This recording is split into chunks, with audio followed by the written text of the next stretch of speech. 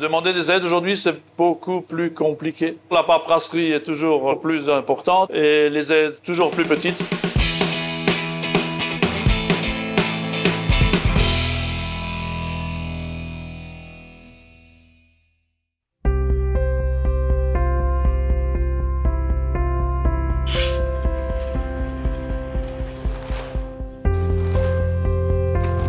Bonjour Marc. Bonjour, bienvenue.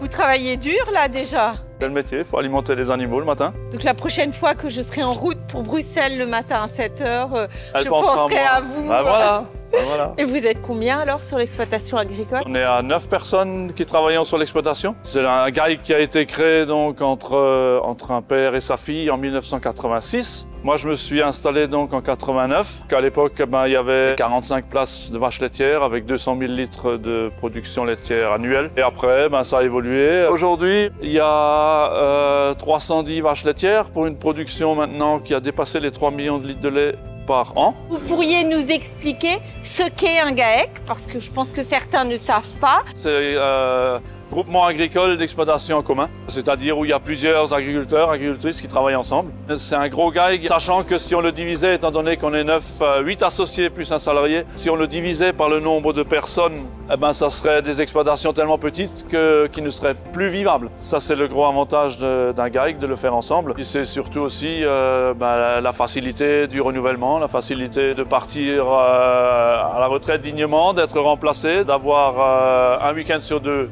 de libre. Ça permet aussi de partir en vacances. C'est vrai qu'on a beaucoup de mal aujourd'hui à intéresser les jeunes à l'agriculture. Oui. Il faut aussi donner des perspectives pour la vie familiale et pour le quotidien des agriculteurs. Et puis d'un point de vue économique, j'imagine que c'est intéressant aussi de rationaliser les coûts, de rationaliser des équipements. Donc là, le GAEC, ça reste tout à fait à taille humaine et je crois que ça, c'est vraiment une belle invention. Vous avez beaucoup innové sur l'exploitation et c'est peut-être ce qu'on va aller voir maintenant. Voilà.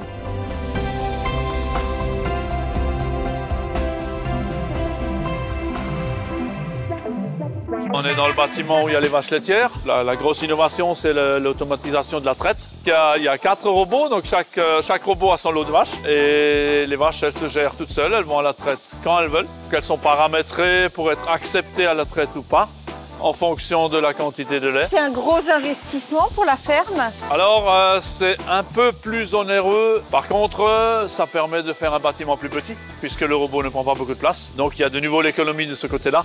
Ce qui est beaucoup moins cher, c'est la main-d'œuvre. La traite est faite automatiquement, ce qui permet à l'éleveur de plus de s'occuper de ses vaches. Quoi. On le voit là. En tout cas, elle vous aime, hein? Celle-là, elle est amoureuse, hein? Le lait est analysé à chaque traite. Il dit à l'éleveur s'il y a un problème de qualité de lait. Je vois que vous avez d'autres installations. Eh bien, ce bien-être animal, vous êtes déjà engagé dans ce domaine-là, quoi. En notre installation, il y a les brosses où les vaches peuvent se brosser quand elles veulent. Oui, elles ont la brosse pour se faire des petits massages. Il y a aussi pour la propreté des pieds, on voit là-bas de l'autre côté ce qu'on appelle le Discovery. C'est un robot qui se promène tout seul et puis qui permet de tenir le sol propre pour que les vaches aient des pieds propres, qu'elles n'aient pas d'infections ou de champignons qui se développent au niveau des pieds.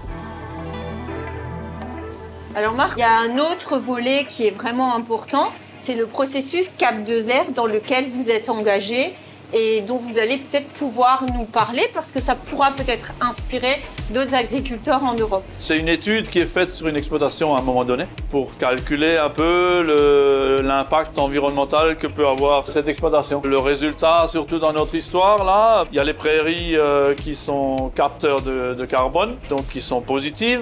Il y a tous les engrais verts, les intercultures, les sipans qu'on fait déjà depuis longtemps, qui sont aussi positives pour dépolluer. Le gros souci qu'on avait au niveau de notre exploitation, c'était les émanations de gaz à effet, le méthane surtout, le gaz à effet de serre, surtout issus des fosses à lisier. Pour essayer d'améliorer ce gros souci-là, on a pensé méthanisation donc pour fabriquer de l'électricité à partir de ces déjections.